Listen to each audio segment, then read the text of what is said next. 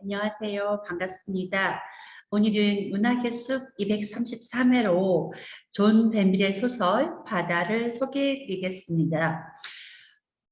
이 소설의 부제로 제가 나가 아닌 다른 사람이 되고 싶었던 남자의 이야기라고 한번 정해보았습니다. 자, 이 책에 대해서 먼저 존 벤빌 작가의 생애와 문학, 그의 작품 스타일, 그리고 나서 바다에 대한 소개, 또 바다에서 우리가 깊이 들여다보아야 될 그런 부분들을 한번 살펴보고 나서 바다의 주제로 넘어가 보겠습니다. 존 벤빌은 1945년에 태어난 아일랜드 작가이고요. 이분은 지금 살아계신 작가시고 굉장히 많은 소설들을 쓰셨는데 Writing is like breathing 이라고 말씀하실 정도로, 즉 글쓰기는 나에게 숨쉬기와 같다라고 말씀하실 정도로 문학을 늘 삶의 중요한 한 부분, 에센스처럼 이렇게 하신 분입니다. 이분의 생애를 살펴볼게요. 아일랜드 웩스퍼드라는 곳에서 태어나는데 12살, 초등학생 때 나이죠. 이때 더블린 사람들을 읽게 되었어요. 제임스 조이스의 더블린 사람들을 읽고 나서 영향을 받았다고 해요. 그리고 나서 처음으로 그 어린 나이에 소설을 쓰기 시작했고 10대 시절에는 미술에 관심이 많았다고 합니다. 세인트 피터스 칼리지를 졸업하고 나서 대학에 진학하는 대신에 이제 항공사에 취직해서 그리스나 아일랜드, 이탈리아 같은 곳을 여행을 했고요. 그리고 69년부터는 아이리시 프레스라는 그 언론사에 입사를 해서 99년까지 기자 생활과 작품 활동을 병행합니다. 이 사실 직업인으로서도 성실하게 일을 하면서 또 작가로서도 꾸준히 작품을 낸다는 것은 굉장한 열정과 의지가 있지 않으면 어려운 일인데 이분은 그런 것들을 이루어내신 아주 성실하신 그런 작가라고 보여지고요. 작품은 70년에 맨 먼저 이제 롱 랭킹이라는 작품집을 발표하고 작가로서 첫 발을 내디뎠고 이후에 작품 소설을 쭉 내시면서 아일랜드 소설이라는 평가가 따르자 좀 새로운 걸 해보고 싶어서 과학 4부작 또 이제 예술 3부작 뭐 이런 식으로 해가지고 꾸준하게 책을 내서 평들과 독자의 지지를 받게 됩니다.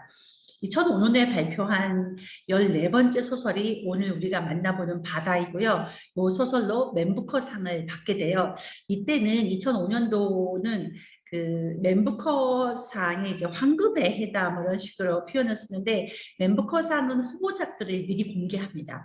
후보작들을 공개하는데 이때 아마 가조 이슈로 같은 작가의 작품도 이제 후보에 포함되었는데 그러니까 굉장히 쟁쟁한 작품들이 후보진이었는데 이때 이 존 벤빌의 바다가 선정되면서 굉장히 좀 큰 뉴스였다고 합니다. 그리고 제임스 조이스 그 더블린 사람들 때문에 문학의 길을 접어들게 되었는데 제임스 조이스와 사무엘 베케트의 뒤를 잇는 현존하는 아일랜드 최고의 작가다라고 이렇게 평을 받고 있어요. 그런데 이분은 참 재밌게도 2006년부터는 벤저민 블랙이라는 필명으로 7편의 범죄 소설도 쓰기도 했는데요. 사실 우리 문학의 숲에서도 한 작가가 2개의 필명 혹은 본명과 필명으로 이제 하는 작가가 한 적이 있죠. 그 바로 로맨가리, 에밀 아자르라는 그 필명으로 또 활동한 로맨가리가 그 대표적인 예인데요. 그 로맨가리 경우도 에밀 아자르로도 굉장히 훌륭한 자기 앞의 생이라는 작품을 우리가 만난 적이 있죠. 에밀 라자르의 자기 앞의 생도 유명하고 로맨가리의 새벽의 약속 이런 것도 유명한데 이런 식으로 로맨가리는 어떤 새로운 어떤 작가의 정체성 그렇지만 뭐 작품들이 굉장히 결을 저는 같이 한다고 보는데 이 존 벤빌 같은 경우는 벤저민 블랙이라는 작가와 존 벤빌은 서로 전혀 다른 이제 글쓰기를 하는 그런 걸로 이제 하고 있습니다. 재밌죠? 그리고 이분은 그 이후에도 2012년에 오래된 빛이라는 작품으로 또 이제 상을 받기도 하고요. 굉장히 여러 가지 상들을 또 수상하면서 현존하는 최고의 언어 마법사다라고 그렇게 칭찬을 받고 있습니다. 그 벤저민 블랙이 이라는 이름으로 장르 소설을 쓸 때는 자기 스스로도 싸구려 픽션이라는 표현 쓰는데 이때는 자기는 공인이다. 그러니까 뭔가 이제 만들어내는 사람이다라는 그런 게 표현을 했고요. 문학적인 소설을 쓸 때는 이제 예술가로 일한다고 스스로 말했다고 합니다. 재밌죠? 제임스 조이스 영향을 받으면서 문학 활동을 했는데 맨부커상 수상 당시의 심사위원장이 제임스 조이스의 율리시스의 예를 들면서 뱀빌의 문학을 옹호했다고 합니다. 그래서 이분으로서는 굉장히 감회가 컸을 것 같다고 생각이 들어요. 그리고 번역을 정영묵 씨가 번역을 이 소설은 굉장히 잘했다고 생각이 드는 이 소설 번역을 굉장히 잘했다고 생각이 드는데 왜냐하면 이 소설의 장점과 매력이 그 굉장히 시적이고 아름다운 어떤 문체 그런 것이 있는데 이런 이 어떤 아주 아름다운 그런 이제 스타일을 잘 살려낸 것은 또 번역의 힘이라고 느껴집니다. 전영목 씨가 이런 말을 했어요.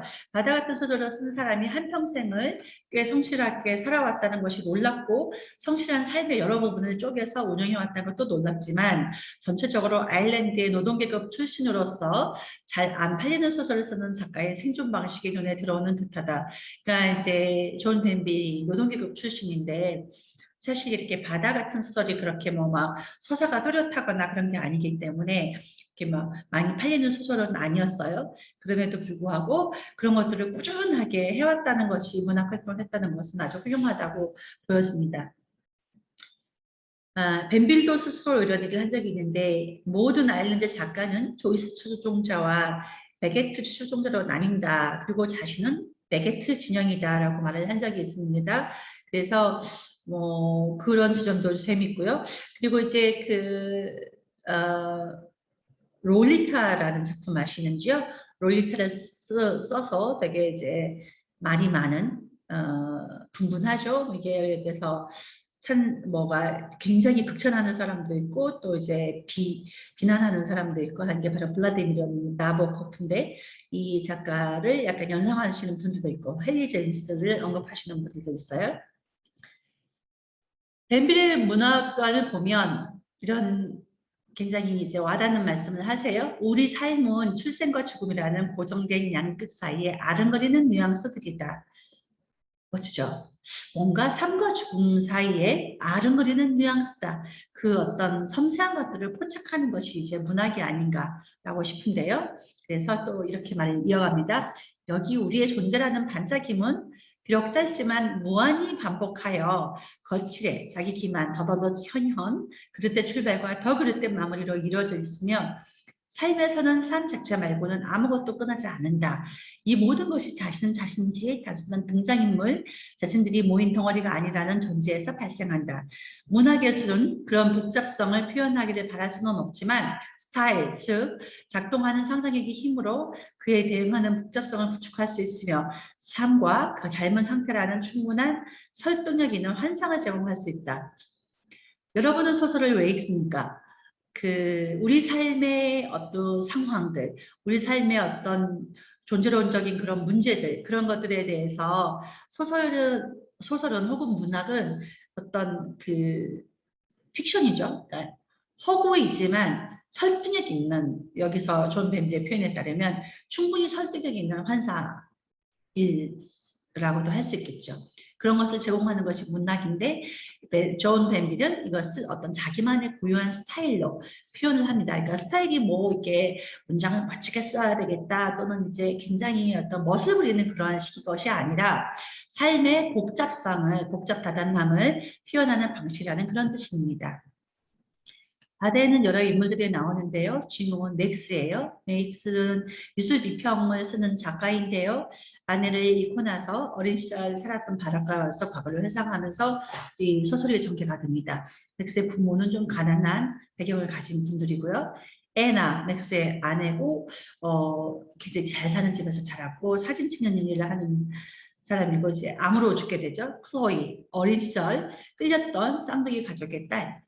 이게 맥스한테 굉장히 영향을 미쳤던 것은 그레이스 가족인데 그 부분에 대해서 뒷부분에서 말씀을 드릴게요. 바다. 제목인, 이 소설의 제목인 바다는 어떤 문구일까요? 표면적으로는 맥스가 바다에 와서 과거를 회상하죠. 자기 삶을 돌아보고 그 어린 시절의 추억도 되돌아보고 뭐 이런저런 여러 가지 생각들을 하게 되는데 사실 바다라는 곳은 굉장히 신화적 공간이 아닌가라고 저는 생각합니다. 탄생과 죽음 이런 것들이 그 보여지는 어떤 이제 원형적 공간이 아닌가 싶어요. 시다스 여기 이제 그 맥스가 찾아오는 그 마을, 어렸을 때 살았던 마을, 그게 삼나무 숲이 우거진 동네라고 하죠. 바다는 회상의 줄을 이루다 보니까 시간이 이렇게 쭉 선형적으로 가는 것이 아니라 아무래도 과거 현재를 왔다 갔다 왔다 갔다 우리 그 뭐 머릿속에 있는 것들이 그렇잖아요. 뭔가 이제 이것저것 과거를 회상하다 보면은 돌아갔다가 어느 시점으로 갔다가 또 이제 뭐 건너뛰었다가 이런 식으로 해서 그러다 보니까 아마 여러분들이 책을 읽을 때는 좀 어려움도 있으실 것 같아요. 어려움은 이제 좀 이제 이게 뭔 얘기인가 좀 어려운 그런 부분도 있긴 한데 좀 초반에 특히 이제 몰입이 잘 안 되실 수가 있는데요. 그걸 이제 문턱을 좀 넘으면 잘 보이는 지점들이 있으니까 인내심을 갖고 한번 읽어보시면 좋을 것 같습니다. 최훈 소설가께서는 이 작품을 좀 굉장히 칭찬을 하시면서 인상적인 부분은 모든 이가 겪는 삶의 이면에 존재하는 아름다움의 서사를 담았다. 그러니까 여기는 이 소설은 뭐 기승전결하는 식의 아주 그런 식의 뚜렷한 서사가 있지는 않습니다. 그렇지만 그러면 어떤 사람들은 뭐 여기 뭐 줄거리가 뭐냐, 뭐 서사가 뭐냐, 소설인데 이렇게 뭐 서사가 안 보이냐 이렇게 할 수도 있죠. 근데 최훈 소설가는 이것은 이제 아름다움의 서사다라는 표현도 쓰셨어요. 작품에 좀 이렇게 우리가 들여다볼 부분들을 한번 짚어보겠습니다. 여기서 주된 끌고 가는 힘은 바로 상실인데요. 주인공인 맥스에게 너무너무 중요한 삶에서 가장 중요한 두 여성, 애나와 클로이 두 사람의 죽음입니다. 아내 애나가 암투병으로 죽게 되는 상황이 있고요. 그리고 어린 시절 만난 여자아이 클로이가 죽는 상황이 있습니다. 이 두 사람은 맥스의 삶에서 매우 중요한 위치를 차지하는 사람들이에요. 어린 시절 클로이, 아내 애나 공통점은 잘 사는 부유층의 여성들이라는 것, 즉 맥스의 표현에 따르면 신의 세계에 속해 있다는 것이죠. 맥스가 나 자신이 아닌 것이 되고 싶어 하는데 그것이 될 수 있게 해주는 매개가 바로 이 두 여성입니다. 맥스는 바다가에 와서 어린 시절들을 회상합니다. 우리가 뭔가를 회상할 때 얼마나 객관적일 수 있을까요? 항상 누구나 다 그렇지만 우리가 뭔가 과거를 돌아볼 때는 자신의 욕망에 의해서 어떤 것들은 잊어버리고 의도적으로 무의식적으로 어떤 것들은 좀 미화하고 그런 것들이 인간의 본성인 것 같아요. 아마도 맥스도 어떤 부분들에 대해서 자기가 좀 안 좋았던 것 이런 부분들은 조금 더 이제 더 음지에 두고 싶어 하고 또 좋았던 것 이런 것들은 아주 선명하게 기억하기도 하죠. 우리가 만났던 문학의 숲에서 읽었던 책 중에서 줄리언 반스의 예감은 틀리지 않는다라는 소설이 있었는데 이것도 아주 흥미로운 책이죠.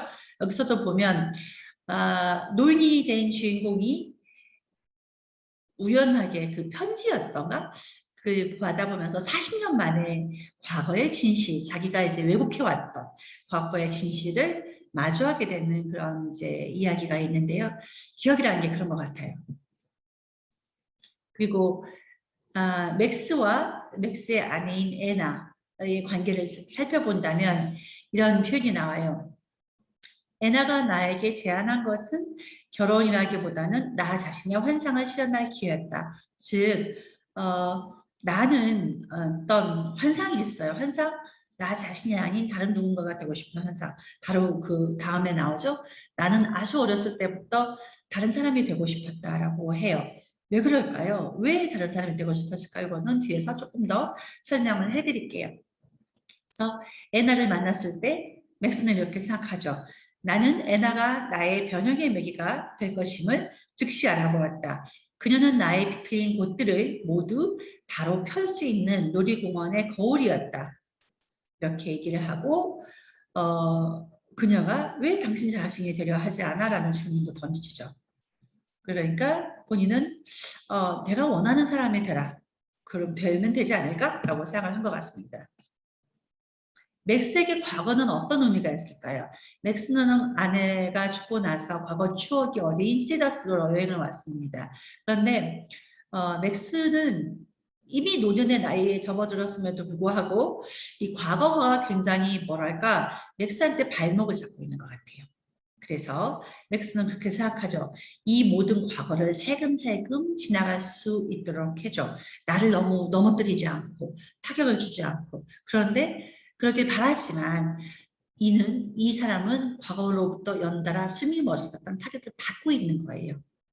그런 식으로 과거가 뭔가 해결되지 않은 이 삶의 그 노을 즈음에 왔는데 그래서 딸이 아주 콕 집어서 말을 해요. 딸이 아빠한테 이제 클레어가 딸이거든요. 아빠를 보면서 과거 속에서 사시네요라고 이제 말을 하죠. 그러니까 뭐 사실 아이 말이 옳다 이거죠. 그래서 과거 속에 은둔하고 현재, 미래 이렇게 안 나가고 싶은 거예요. 맥스가 그러면은 왜 내가 아까 앞서서 내가 아닌 다른 나가 되고 싶었을까요? 맥스는 너무 가난하게 자랐어요. 홀어머니와 살았고 본명은 이제 모든인데 자기가 나중에 맥스라고 최고라는 뜻이죠. 맥스로 이름을 바꿉니다. 그리고 맥스는 어린 시절에 바닷가에서 만난 클로이 가족을 신과 같다고 이렇게 신은 뭐 기독교적 그런 절대자가 아니라 뭔가 그리스에 있는 신들을 생각하시면 될 것 같은데 뭔가 풍족하고 뭔가 이제 더 이상 부족함이 없는 그런 이제 절대적인 그런 이제 아주 자기가 봤을 때 자기는 너무나 결핍 많은 사람인데 이 그레이스 가족은 클로이 가족은 굉장히 이제 뭐랄까요? 결핍의 반대 지점에 있는 것, 부족함이 없는 그런 것이죠. 맥스가 부모, 아버지는 노동자, 어머니는 또 이제 되게 무기력한데 나의 가엾은 부모의 모습이 보인다. 그들의 불행은 내 가장 어린 시절의 상수 가운데 하나였다. 자기 존재를 규정짓는 상수 중에 하나였다라는 거죠. 그래서 맥스는 어릴 때부터 이렇게 생각합니다. 내가 싫어한 것은 나의 출생과 가정교육이 개성 대신 내게 부여한 정서, 경향, 수용한 관념, 계급적 집착 등의 덩어리였다. 그러니까 자기가 그렇게 태어나고 그런 지에서 태어나고 그런 가정교육을 받은 것 때문에 계급적 집착 또는 관념도 되게 어떤 패배적 관념 이런 것들을 갖게 됐다 이런 거죠. 클로이 어린 시절에 클로이를 이제 그레이스 가족을 만났을 때 이제 맥스는 이 너무너무 그러니까 이제 부유층의 가정을 보면서 굉장히 이제 선망하는 눈으로 그 가족의 이제 피크닉을 이렇게 보면은 바닷가에 이제 놀러 나온 일가족이 보여요. 그 아버지가 있고 어머니가 있고 처음에는 이제 그 엄마한테 폭 빠지죠. 이게 폭 빠져 약간 성적인 이끌림까지 포함해서 그러다가 이제 엄마에서 딸로 관심을 옮겨가는데 이렇게 보면은 그래서 아빠, 엄마, 쌍둥이 아이들 또 그 베이비시터까지 이렇게 하나하나씩 보면서 굉장히 그 가족의 일부가 되고 싶어하는 그런 마음으로 바라보는데 그래서 여기서 그리고 내 삶은 영원히 바뀌어버렸다. 그 순간 그들과 만난 순간 자기의 삶이 영원히 바뀌어버렸다라고 말을 하고 있어요. 이 작품에서는 아무래도 이제 회상을 막 보다 보니까 처음에는 이게 꿈인가? 비현실인가? 그런 생각되는데 그런 것까지는 아니고 어찌됐건 이제 꿈이라는 게 중요한데 여기서는 맥스가 아내가 죽고 나서 이제 시더스로 오게 된 것은 꿈 때문에 왔다고 해요. 근데 꿈이라는 게 묘한 게 맥스가 꿨던 꿈속에서 자기 자신은 어린 소년이고 집으로 가고 있어요. 어떤 컴컴한 저녁, 밤 이런 시간에 그 저녁 어스름에 겨울이국에다가 되게 쓸쓸한 도로를 따라서 가고 있는데 집이 안 보여요. 집을 못 찾아요. 그래서 가고 있어요. 얼마나 불안할까요? 그런 부분들이 이 맥스의 무의식이 아닌가. 꿈으로 자식의 모습은 어른이 돼야 되는데 아직 어른이 아닌 소년이고 아직도 뭔가 집을 찾아서 가야 되고 그런 세운의 그런 이제 문제적 그런 마음이죠. 그런 상황에서 이제 이 세더스로 오게 됩니다.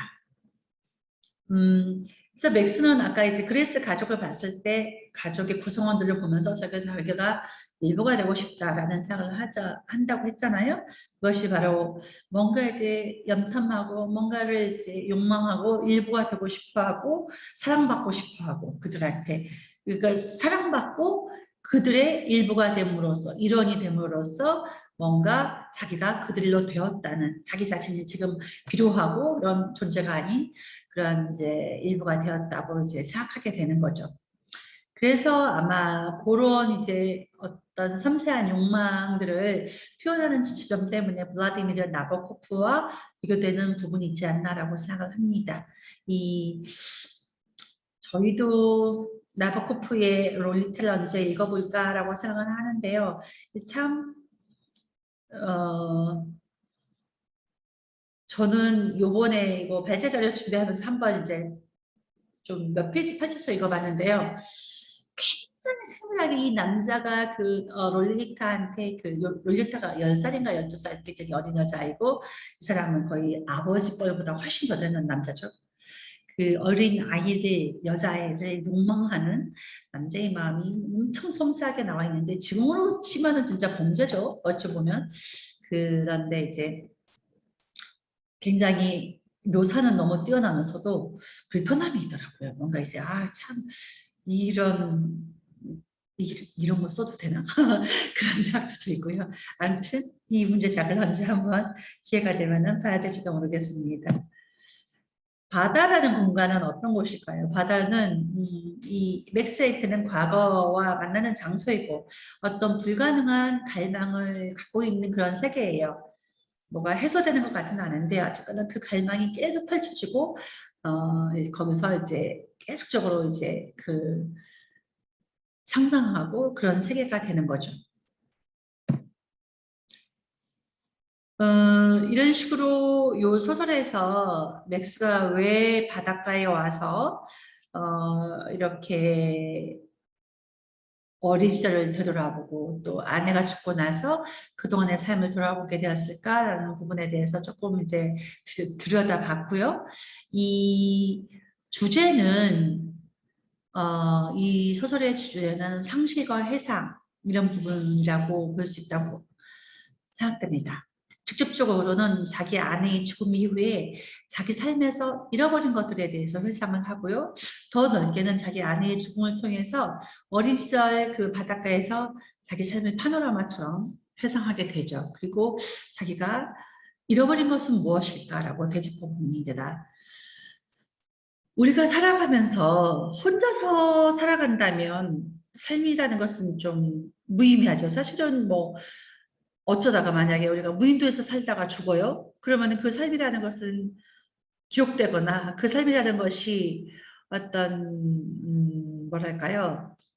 살아간 것에 대한 의미가 남아있기가 어렵습니다. 우리가 삶이 자기 삶의 의미를 갖게 되는 것은 옆에 있는 타인들이라는 존재 때문이라고 생각을 합니다.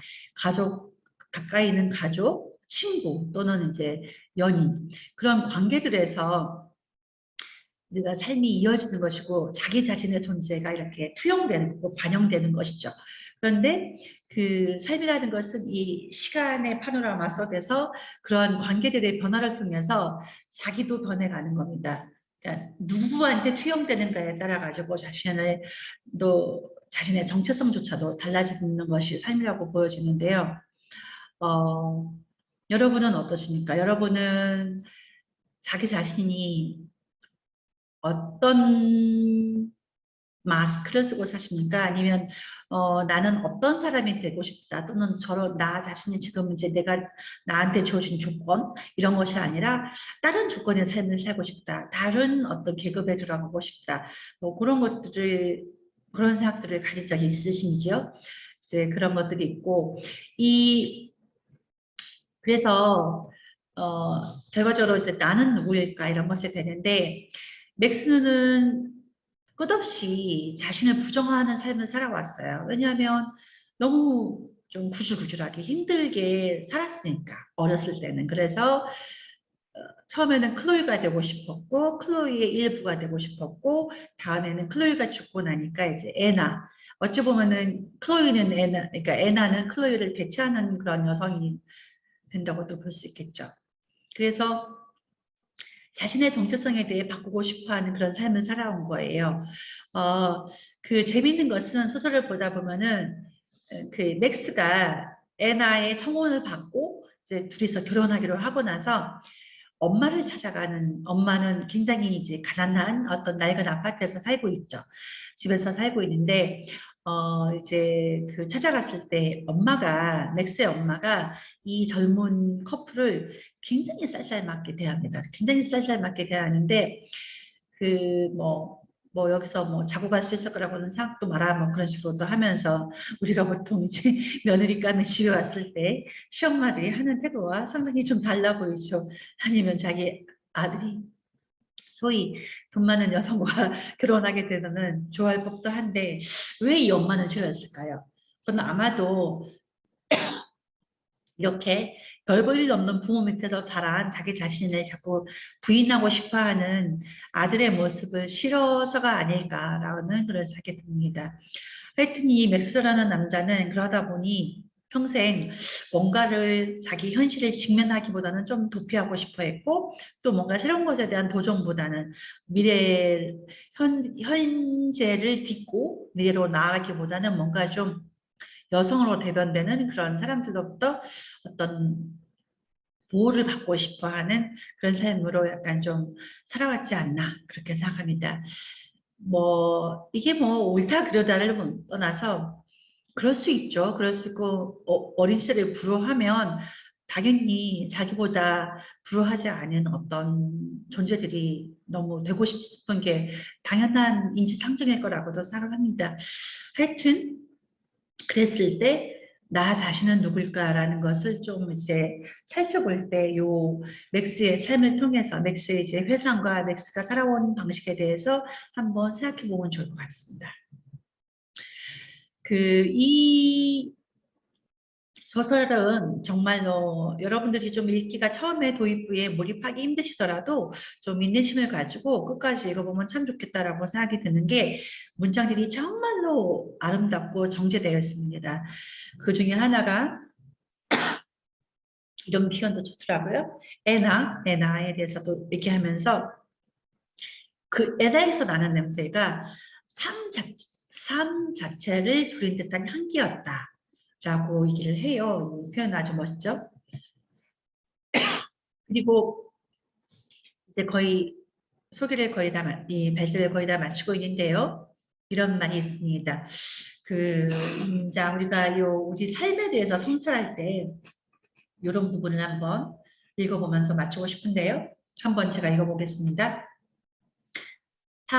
진정한 삶이란 투쟁, 질줄 모르는 행동과 긍정, 세상의 벽에 뭉툭한 머리를 들이대는 의지, 그런 것이어야 한다. 그러나 돌아보면 내 에너지의 많은 부분은 늘 피난처, 위안, 또 그래, 솔직히 인정하거니와 아늑함, 그런 것들을 찾는 단순한 일에 흘러들어가 버렸다. 숨겨주고 보호받는 것, 그것이 내가 진정으로 원하는 것이었다. 자궁처럼 따뜻한 곳으로 파고들어 거기에 웅크리는 것, 하늘의 무심한 눈길과 거친 바람이 파괴들로부터 숨는 것. 그래서 과거란 나에게 단지 그러한 온전일 뿐이다. 나는 손을 비벼 차가운 현재와 더 차가운 미래를 털어내며 열심히 그곳으로 간다. 하지만 정말이지 그것이 과거가 어떤 존재를 가지고 있을까? 결국 과거란 현재였던 것, 한때 그랬던 것, 지나간 현재일 뿐이다. 그 이상이 아니다. 그래도 이런 식으로 하죠. 여러분들은 이 맥스가 자기 삶을 바라보는 것을 통해서 여러분들은 삶을 어떻게 대면하고 계신지 한번 생각해 보시면 좋을 것 같습니다. 다 했고요. 이 책을 한번 읽어보시고 존 벤빌과 비교할 만한 작가들은 누가 있을지 한번 떠올려 보시면 좋을 것 같고요. 이 맥스는 있는 그대로의 자신을 받아들이기보다 다른 사람이 되고 싶었던 그런 사람입니다. 이 맥스의 마음에 공감을 하시는지요? 그리고 여기서 이 소설은 서사가 없는 것은 아니지만 서사가 아주 뚜렷하지는 않죠. 이런 소설을 읽는 것은 여러분들한테 어떤지 한번 생각해 보시기 바랍니다. 저는 이 작가인 존 벤빌이 정말 직장생활과 글쓰기를 평생 성실하게 해오는 그런 부분이 굉장히 훌륭하고 존경할 만하다고 생각합니다. 그래서 정말 작가란 무엇일까? 작가의 삶이라는 것은 또 무엇일까? 한번 생각해 보면서 이 책에 대한 소개를 마치겠습니다. 지금까지 잘 들어주셔서 감사합니다.